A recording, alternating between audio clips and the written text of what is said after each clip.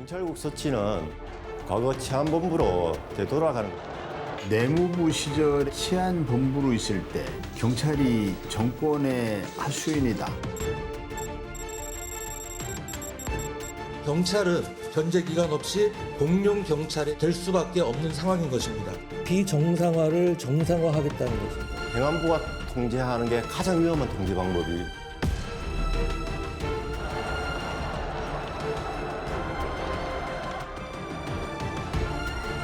경찰이 결사반대하는 주요 이유가 뭐냐면 과거와 같은 잘못된 일을 저지를 수 있다는 두려움 때문에. 경찰 절대 혼자 두시면 안 돼요.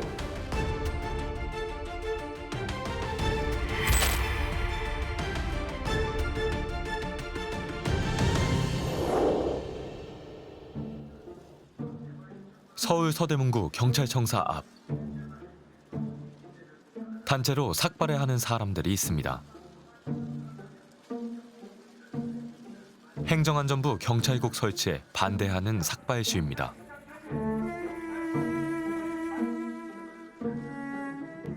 처음 삭발 시위를 주도한 것은 전국경찰관서 직장협의회 소속 경찰관들이었습니다. 가장 먼저 삭발을 한 민관기 경위가 윤석열 대통령에게 보내는 편지를 읽었습니다. 윤석열 대통령님께 저는 치안 현장 최일선인 지구대에서 112 순찰 업무를 하고 있는 29년 경력의 하위직 경찰관입니다. 우리 경찰은 과거 시민의 자유를 억압하고 정권과 손잡아 선거에 개입하며 경찰 정보력을 이용하여 정치권을 사찰하는 등 정권의 하녀 역할을 한 죄스럽고 수치스러운 역사가 있습니다. 지난 아픈 과거를 되풀이하지 않도록 경찰국 신설 정책을 철회하여 주시기를 윤석열 대통령님께 간곡하게 호소드립니다. 행안부는 경찰국 신설을 즉각 철폐하라! 철폐하라! 철폐하라! 철폐하라! 대한민국 경찰에는 뼈아픈 과거사가 있습니다. 정부 수립 당시 경찰은 내무부 치안국으로 출발했습니다. 내무부 장관의 관장 사무에 치안이 포함됐기 때문입니다. 당시 경찰은 불법 선거에 관여하고 시민을 탄압해 악명을 떨쳤습니다. 4.19 혁명 이후 정부는 내무부 장관 사무에서 치안을 삭제했습니다. 그리고 경찰의 중립성을 보장하기 위해 공안위원회를 두기로 했습니다. 하지만 5.16 쿠데타로 등장한 군사정권은 치안을 다시 내무부 장관 관장 사무에 포함시켰습니다.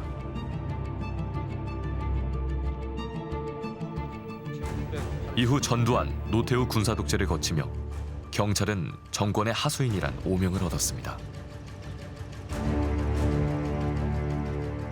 영화 변호인하고 1987에 나오는 경찰은 사실입니다. 영장 없이 연행해서 감금하고 그리고 고문까지 자행해가지고 자신들이 원하는 답을 찾으려고 했어요. 심지어는 고문을 통해서 무고한 젊은 청년을 죽음에 이르게 했죠. 1987년 초 서울대생 박종철이 경찰의 물고문을 받다가 목숨을 잃었습니다. 그해 여름에는 연세대생 이한열이 경찰이 쏜 최루탄에 맞아 사망했습니다. 민주헌법쟁취 국민운동본부라는 불순단체가 오는 6월 10일 서울 한복판에 있는 성공회 대성당과 전국 각 지역에서 대규모 군중을 동원한 불법 집회 및 시위를 일제히 개최하려 하고 있고 독재 정권과 결탁한 경찰의 폭력에 시민들은 분노했고 그것이 바로 60 민주화 운동의 도화선이 되었습니다.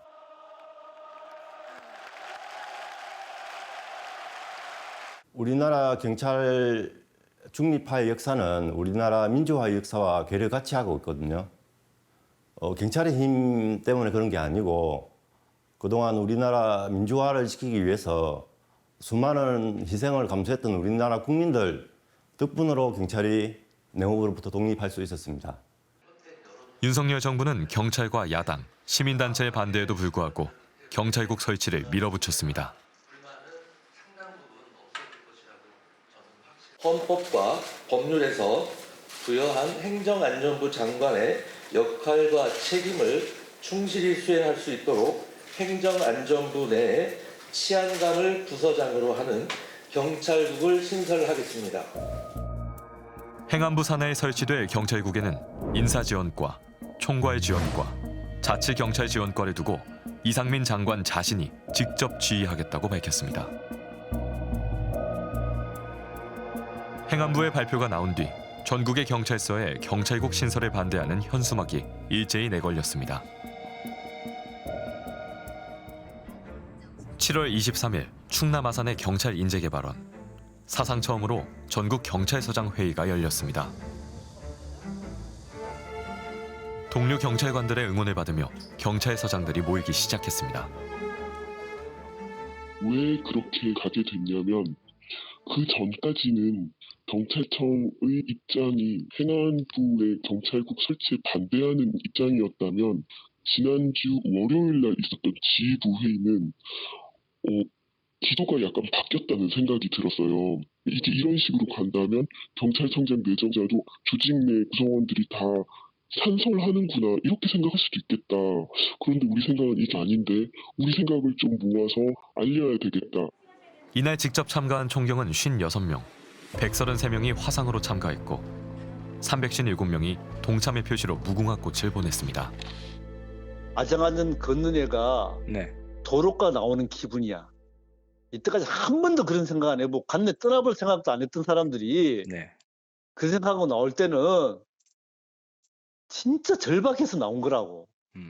왜? 그 옛날 그 시절을 겪어본 사람이기 때문에 나선 거야. 아니 거리에서 왜 뭐 죄도 없는 사람을 뭐 끌고 가라는데 이거 어떻게 법적 근거? 야 그런 게 뭐 필요했어? 이런 세대였거든 우리는. 그래서 거기에 저항을 하기도 하고 뭐 그러다가 징계 먹고 뭐 밖으로 나오지도 않고 뭐 그냥 그걸 우리가 겪었던 세대들하고. 근데 갑자기 31년 만에 다시 그 시대로 돌아가자는 거잖아.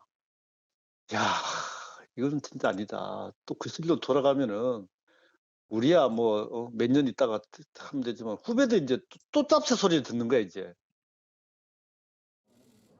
회의에서 어떤 이야기들이 오갔을까? 유사명 총경이 전국 경찰서장들의 의견을 모아 발표했습니다.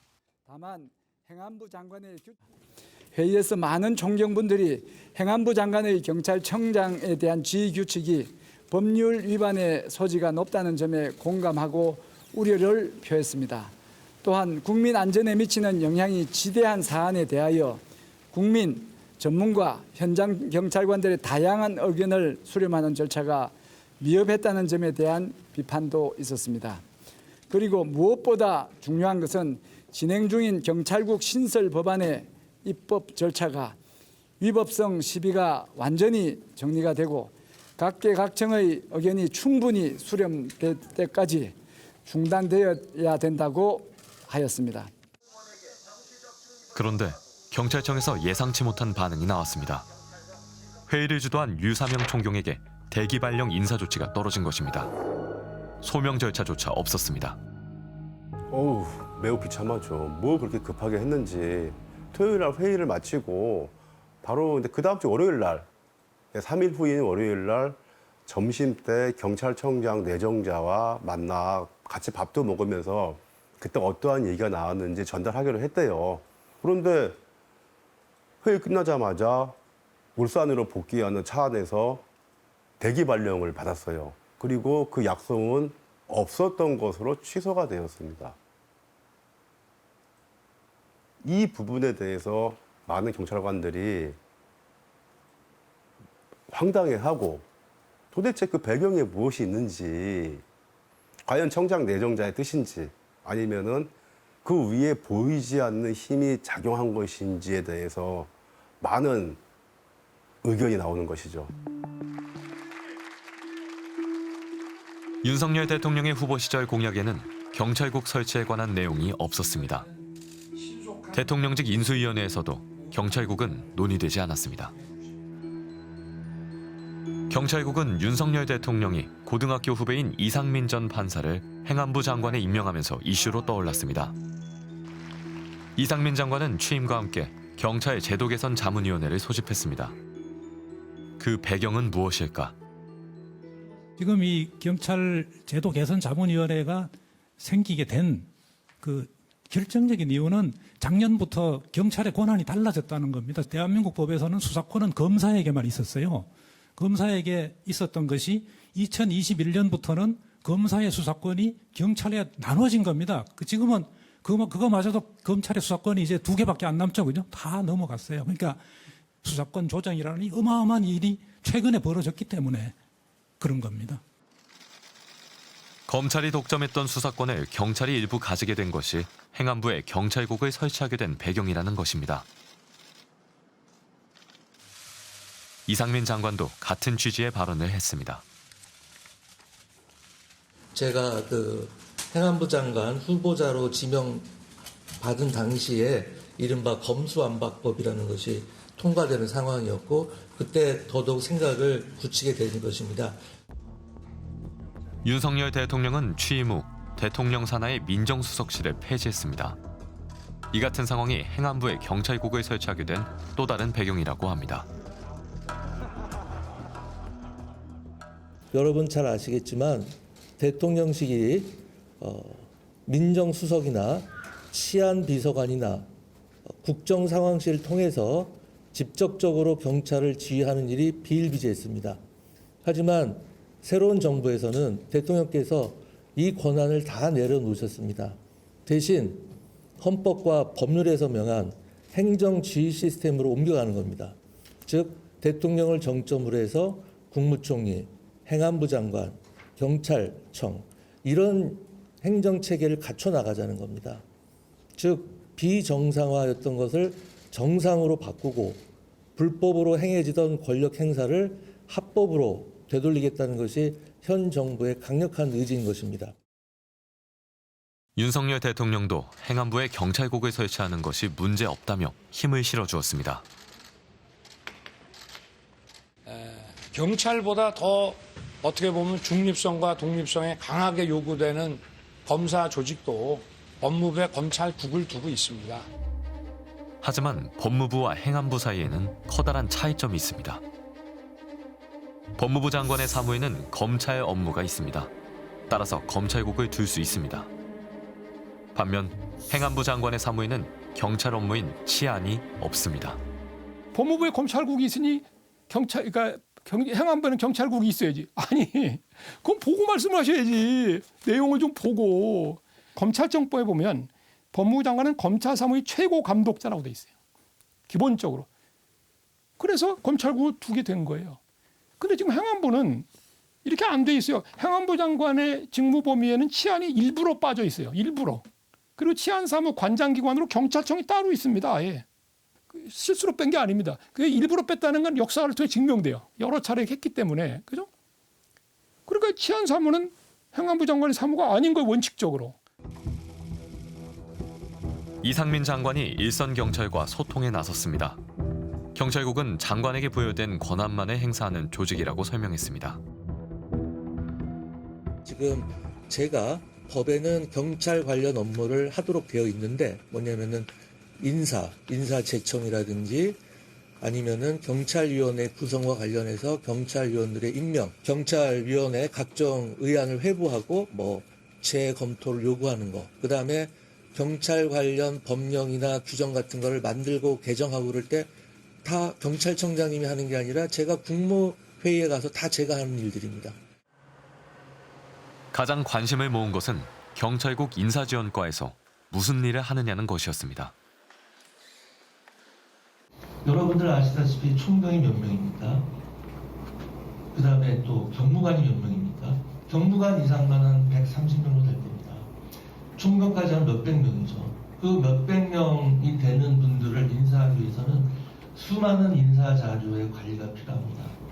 그런데 지금까지는 행안부 장관이 거기에 일체 관여를 못했어요.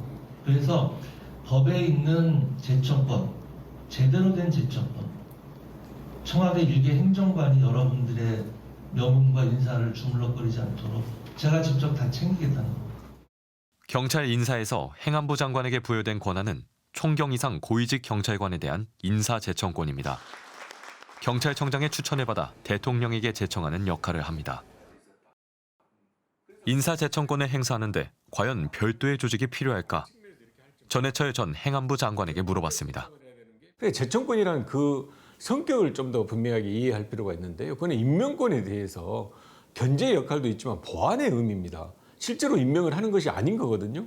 그러니까 총경급 이상의 그 인사에 대해서는 경찰청장의 추천을 받아서 제청을 하는 거거든요. 추천 단계라는 것은 적어도 그 인사에 대한 전문성과 독립성을 가진 경찰청장이 충분히 할 수 있는 권한을 준다는 거죠. 추천처럼 인사권을 행사해서는 안 된다는 전제가 되어 있어서 말씀드린 바와 같이 그 제청권은 제청권 성격에 맞게 할 필요가 있다. 60 민주화운동의 중심이었던 명동 성당 앞 광장에서 경찰관들이 기도회를 열었습니다. 이들은 행안부 장관이 인사를 통해 경찰을 장악할 위험이 크다고 우려했습니다. 행안부 내 사실상 경찰국을 신설하고 경찰청이 보유한 경찰 지 인사 권한을 넘겨받겠다고 합니다. 인사를 통해 자신들의 지시에 충실한 자들로 줄 세우기 하겠다는 것입니다. 경찰에게 인사란 얼마나 큰 의미일까? 인사가 안 중요한 조직은 없지만 경찰은 그 계급 구조가 압정 구조다 이렇게 표현합니다. 압정. 하위 계급이 폭넓게 자리하고 있고 상위 계급이 갑자기 그 첨탑형으로 이렇게 변해요. 그래서 압정 모양이 된다는 거죠. 그래서 어느 조직보다도 승진 경쟁이 치열하고 여기에 계급정년이라는 제도가 있어서 승진을 못하면 자기 직업을 잃게 됩니다. 이 승진 문제에 경찰은 거의 자신의 모든 걸 걸다시피 하거든요. 행안부 장관의 인사제청 대상인 한 총경의 이야기를 들어봤습니다. 정정에서 총경 그 위쪽의 모든 승진의 경우에는 굉장히 정치권의 눈치를 볼 수밖에 없는 상황이 될 것이다. 이심전심으로 다 알아서 하게 되는 거거든요, 밑에서. 예를 들어서 뭐 수사 같은 경우에도 정권에 유리한 수사 같은 경우에는 엄정하게 하라고 할 거고, 뭐 불리한 수사 같은 경우에는 무죄 추정의 원칙이라든지 불구속 수사 원칙을 이야기를 하면서 그 수사에 대한 시그널을 줄 거란 말이죠. 그리고 앞으로는 이런 시그널을 주지 않더라도 경찰들이 알아서 기게 될 겁니다. 특진을 지켜준다, 이걸 준다, 뭔가를 조건을 걸면은 그게 무리를 꼭 하게 됩니다.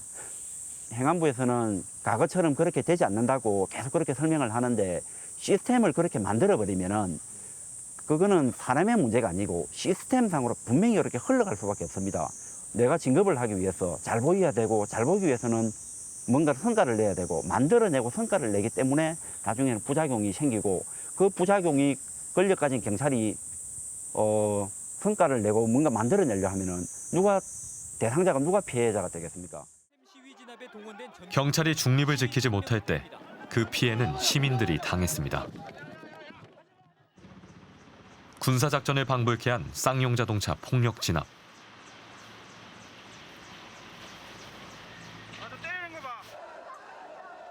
고 백남기 농민에게 물대포를 직격해 사망케 한 사건.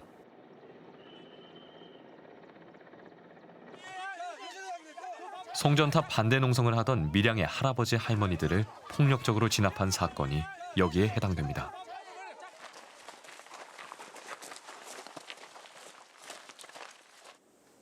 정임추의 할머니는 당시 상황을 어떻게 기억하고 있을까? 그거는 할매들이 사람이 많았어요. 그거는 지키는 사람도 많고 많아가지고 그래가지고 처음부터 남은 사람들이 팬티만 입고 옷을 할락 벗고 굴로 파가지고 들어앉아 있었어. 설마다 이래 있으면 남자들이 문구사 내겠지 싶어가지고 그래가지고 개줄로 가지고 전부 연결해가 묶어가지고 허리칸 다 묶어가 그래 있었는데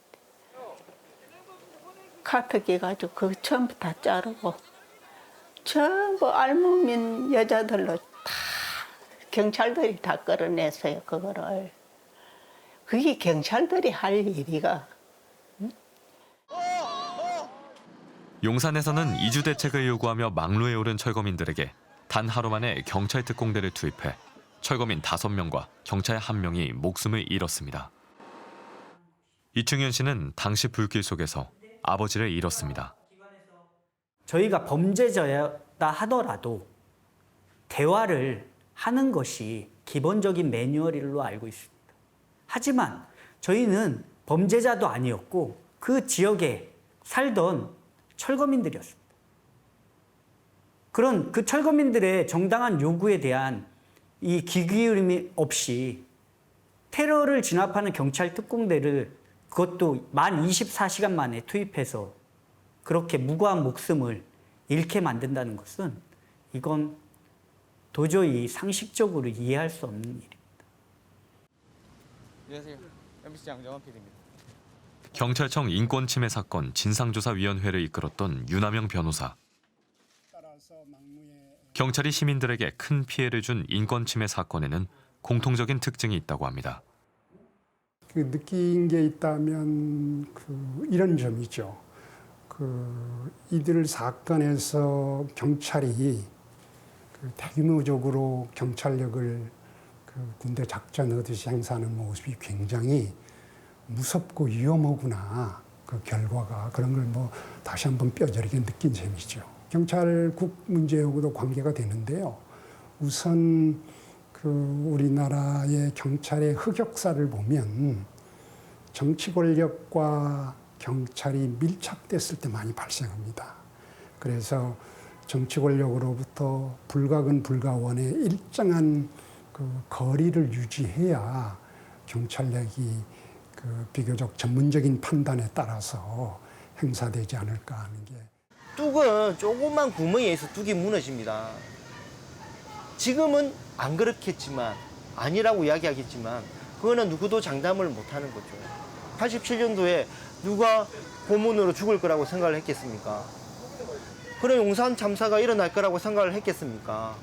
다 누구 때문에 생겼겠습니까? 현장의 경찰관들 때문이 아니라는 거죠. 지휘를 하는 사람들. 그런 분들 때문에 생기는 겁니다. 이건 경찰이 여기에 반대할 문제가 아니라 국민이 반대할 문제인 거예요. 그럼 60민주항쟁으로 얻은 또 중요한 성과가 뭐냐면 경찰이에요, 이거. 경찰을 정치적으로 중립화시킬 수 있게끔 구조화, 제도화를 했단 말이에요. 굉장히 중요한 성과입니다. 물론 이 성과가 반밖에 안 됐지만 그럼 이걸 완성하는 데 노력을 해야지 어떻게 이거 도로 빼고 환원시켜 버립니까?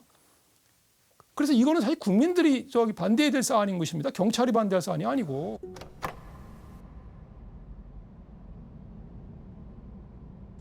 국민 여러분, 이제 우리는 과학 기술을 세계 수준으로 끌어올리기 위해서 고급 두뇌 배출을 위한 교육에 갈증 힘을 쏟는 한편 우리의 재정 사정이 어려운데도 불구하고 과학기술에 대한 투자를 크게 늘렸습니다. 과학 입국! 그때가 기다려지지 않으십니까? 한국 최초의 인간형 로봇 휴보가 새해 복 많이 받으세요. 우리 경제가 지속적으로 발전하기 위해서는 투자가 지속적으로 늘어나야 합니다. 이제 제2의 과학기술 입국이 필요합니다. 과학은 우리나라의 발전 특별한 길이에요. 우전 자원이 없는 대한민국이 살아갈 길은 사람과 과학기술에 의존할 수밖에 없다. 지난주 연이어 일본인들의 노벨상 수상 소식이 전해졌습니다. 우리나라는 왜 노벨상을 못하는 걸까요? 우리나라의 노벨상이 언제쯤 나올 것 같느냐. 한번 나오면은 이제 쏟아질 것이다. 할 수 있죠, 여러분. 어려운 재정 여건 속에서도 처음으로 정부의 R&D 투자는 30조 원의 시대를 열었습니다. 9, 8, 7, 6, 5, 4, 3, 2, 엔진 점화, 이륙, 우리호가 발사되었습니다. 돈을 썼는데 아무런 효과도 나타나지 않은, 왜 썼는지 모르는 그런 예산, 완전히 제로 베이스에서 재점검 해야 됩니다. 윤석열 대통령은 과학 분야에 대한 각별한 관심과 애정을 보여왔습니다. 정말 대통령이 할 수 있는 일 중에 우리나라의 과학 인재들을 이렇게 만나서 여러분을 격려할 수 있다는 것이 아마 가장 보람된 일이 아닌가 생각합니다. 윤 대통령은 해외 순방을 갈 때마다 현지의 과학 분야 석학을 만나거나 연구실을 방문해 R&D, 즉 연구개발 분야의 국제 공동 연구를 제안했습니다. R&D 분야에 과감히 투자하겠다고 여러 차례 밝히기도 했습니다. 존경하고 사랑하는 국민 여러분, 어려운 재정 여건 속에서도 처음으로 정부의 R&D 투자는 30조 원의 시대를 열었습니다. 지난 3월에는 중장기 R&D 전략도 발표했습니다.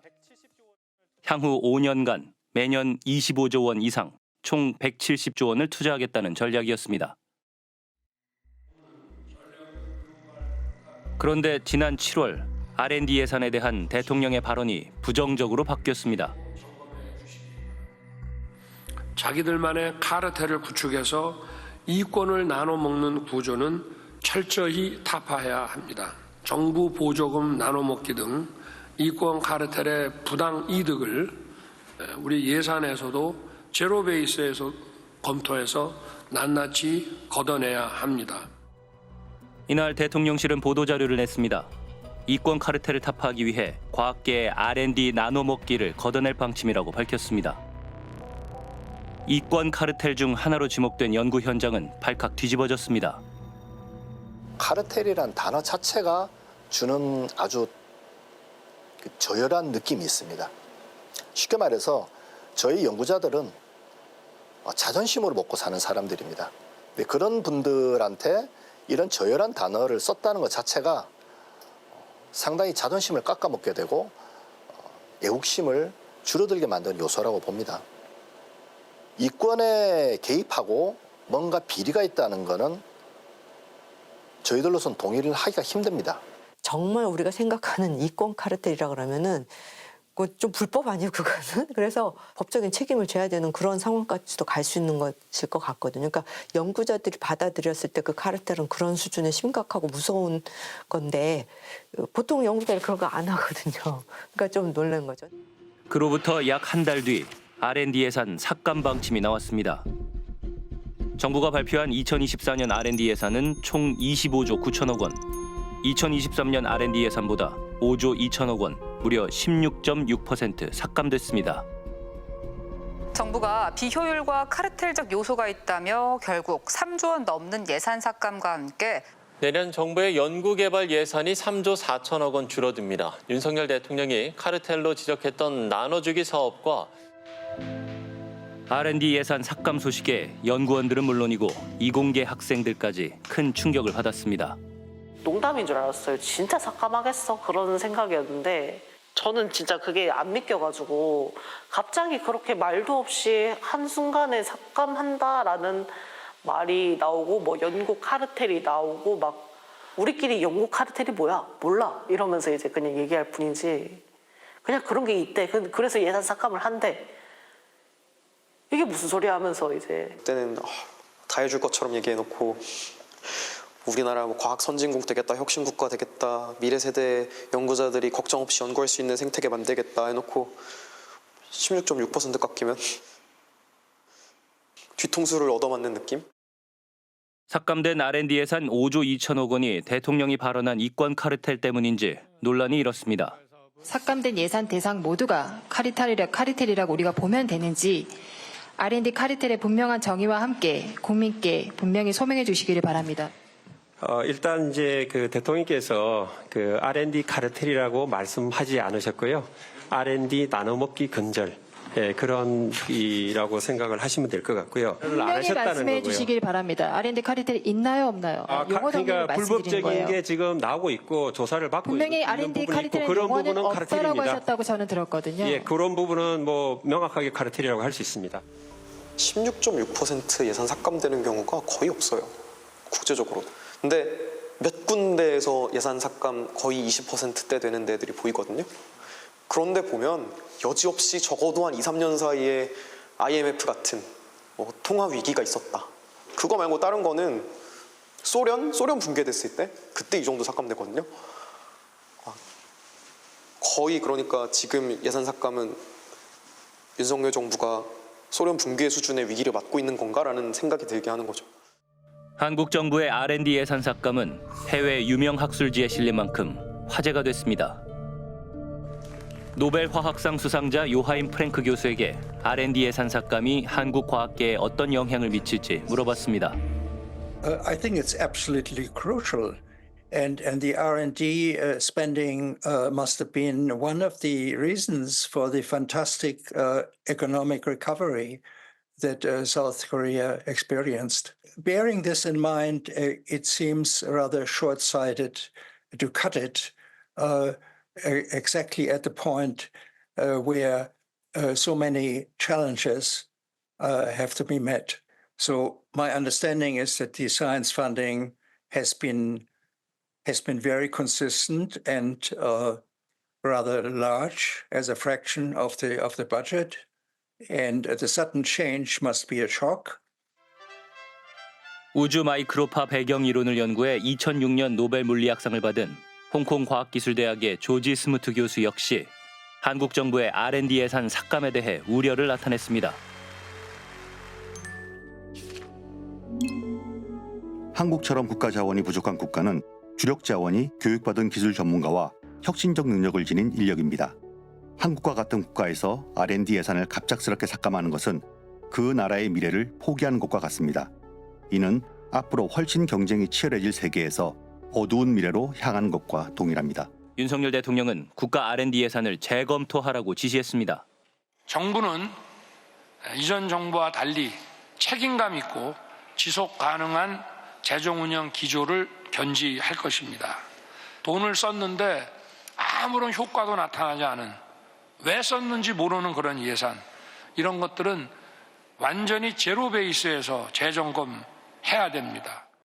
이날 윤석열 대통령은 이종호 과기부 장관에게 국정 기조를 제대로 파악하지 못하고 있는 것 아니냐며 질타했다고 합니다. 용산 대통령실이나 대통령으로부터 지금 시중에 소문이 파다해요. 장관님께 정말 표현하기 힘든 거친 언어를 구사해서 비난을 했다.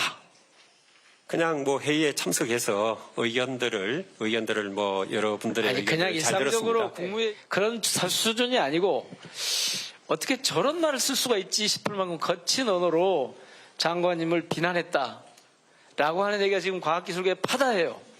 있었습니까 없었습니까? 재정전략회의에서 여러 가지 의견들을 제가 잘 경청을 했습니다. 대통령의 재검토 지시에 전문가들의 검토를 거쳐 약 8개월 동안 수립된 R&D 예산안은 무효화됐습니다. 3월에도 그렇고 5월에도 그렇고 계속 그 관계부처하고 과기정통부가 협의를 계속합니다. 사실 그렇게 해서 만들어진 원안이 있는 거죠. 6월 30일 날 그 국가심의에 올라가려고 했던, 그게 이제 또 과학기술기본법에 되어 있는 절차와 일정이고, 근데 그거를 이제 국가재정전략회의에서 대통령 한마디에 모든 게 뒤집어져 버린 거죠. 국가 R&D에 대해서 대통령님은 어떤 생각을 가지고 있습니까?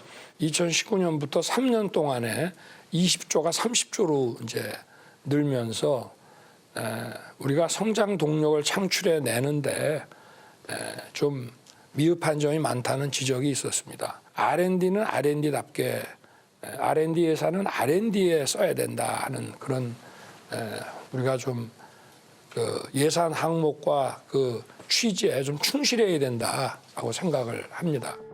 이른바 R&D를 R&D답게 하기 위한 예산 수정 작업이 시작됐습니다.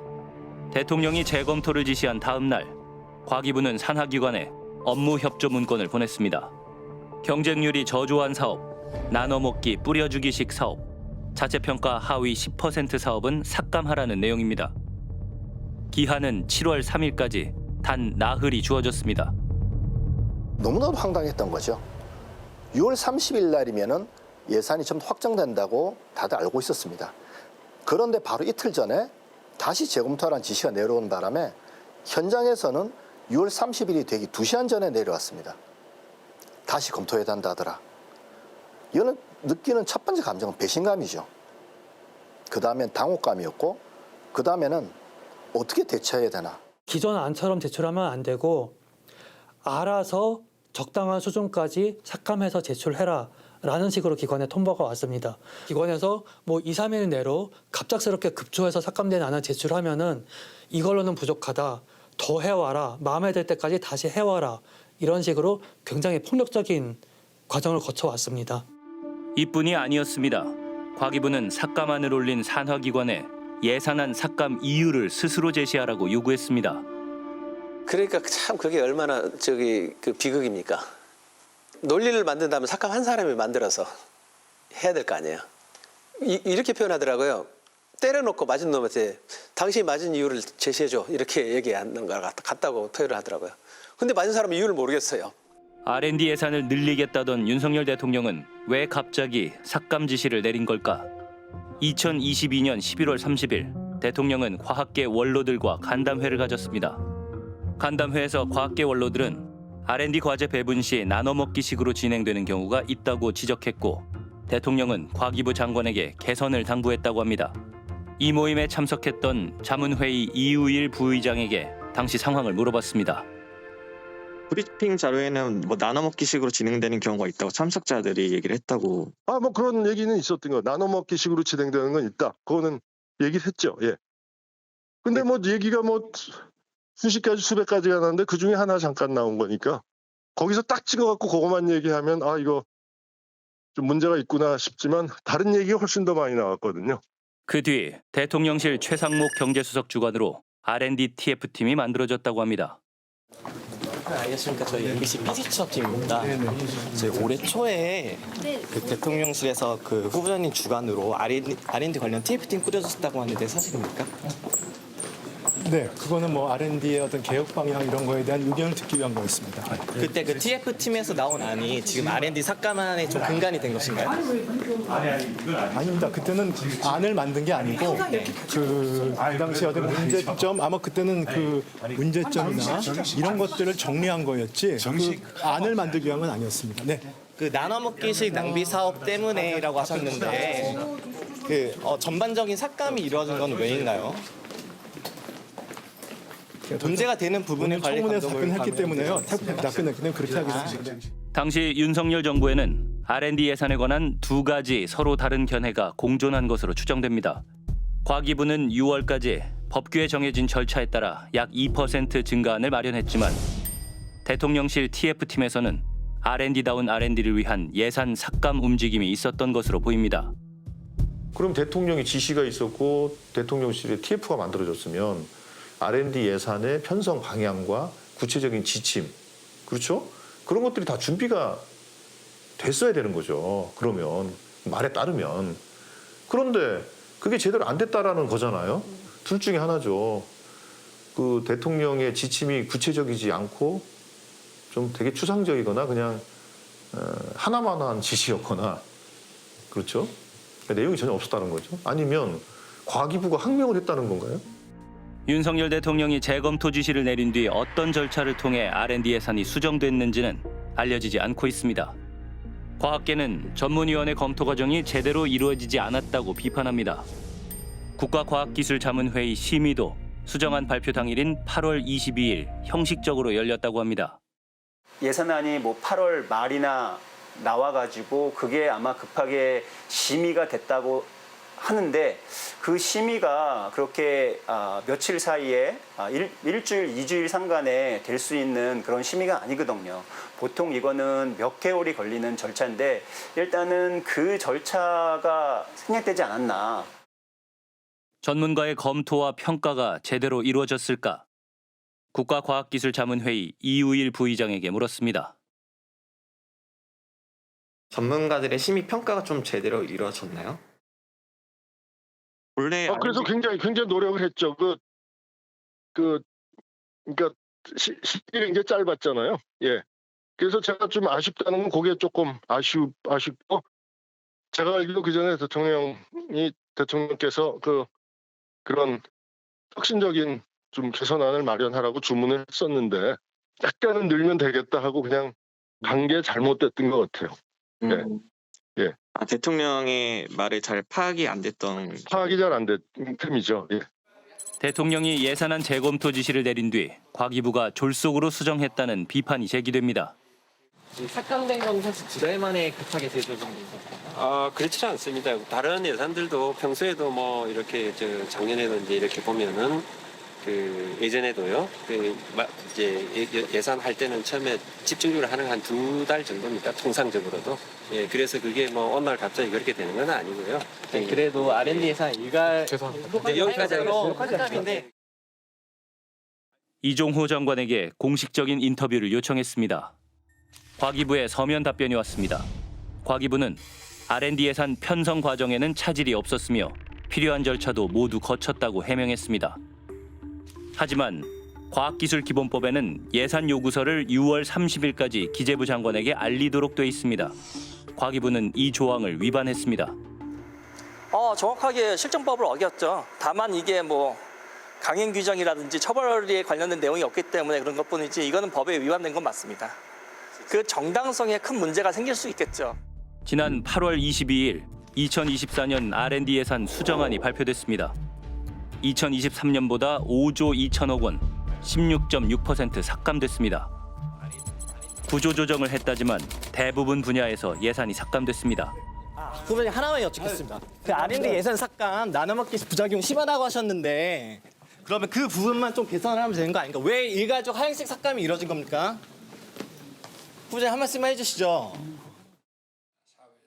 결국 R&D 예산은 사실상 윤석열 대통령의 의중대로 결정됐습니다.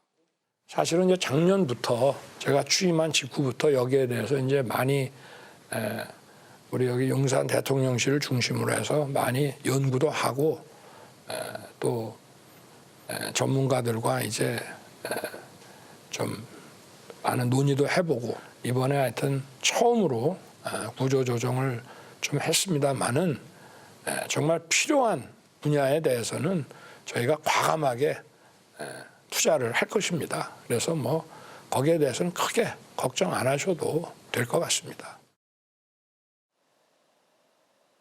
정부는 R&D다운 R&D를 위해 구조조정을 한 결과 R&D 예산이 줄었다고 해명했습니다. 하지만 2024년 R&D 예산은 대부분 분야에서 삭감됐습니다. 과학자들은 구조조정은 핑계일 뿐 R&D 예산을 사실상 일괄적으로 삭감한 것 아니냐고 반발하고 있습니다. 그런데 그 와중에 무려 3배나 늘어난 R&D 예산도 있습니다. 글로벌 R&D, 즉 국제공동연구개발 예산이 바로 그겁니다.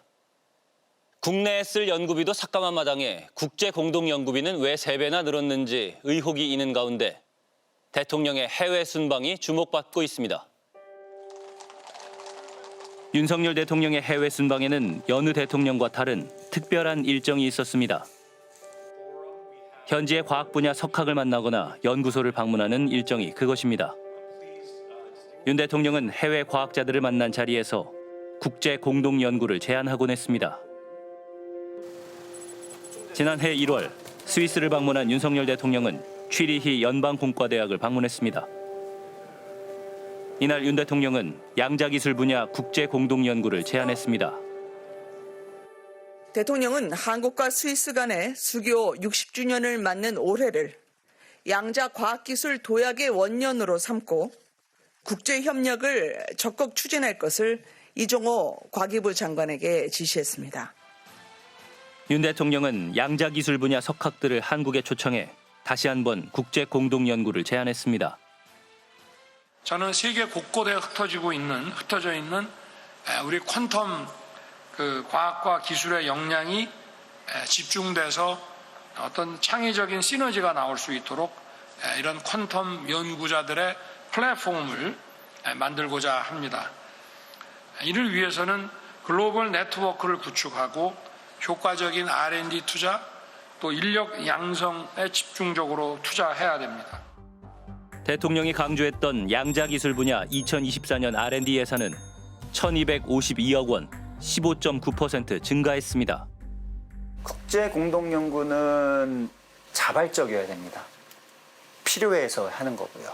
내 기술을 가지고 내 국제 공동 연구자가 새로운 분야를 창출할 수 있다거나 아니면은 나에게 새로운 연구 계획을, 연구 아이디어를 줄 수 있다면은 그거는 서로에게 이득이 되는 거죠. 그럴 때는 연구를 진행할 수 있습니다. 하지만 단순히 국제 공동 연구 예산이 있다고 해서 국제 공동 연구를 하는 그러한 형국은 예전에도 저희가 실패한 사업들이 꽤 많습니다. 지난 6월 28일 국가재정전략회의 R&D 예산을 전면 재조정하라고 지시했던 그날 윤석열 대통령은 글로벌 R&D, 즉 국제 공동 연구를 확대할 필요가 있다고 강조했습니다. 그리고 바로 다음 날 과기부는 산하기관에 업무 협조 공문을 보내 글로벌 R&D를 확대하라고 통보했습니다. 연구 현장에 혼란이 벌어졌습니다. 이거는 과연 어떤 의미일까? 아마 그 연구자들은 다들 고개를 갸웃갸웃하면서 여기서 글로벌이란 말이 붙으면 나보고 어떻게 하라는 거지? 그럼 누군가 외국의 연구자를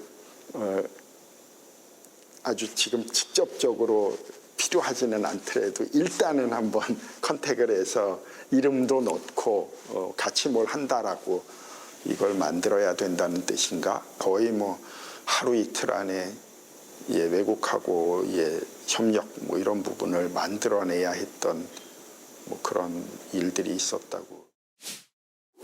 2024년 글로벌 R&D 예산은 무려 1조 8천억 원.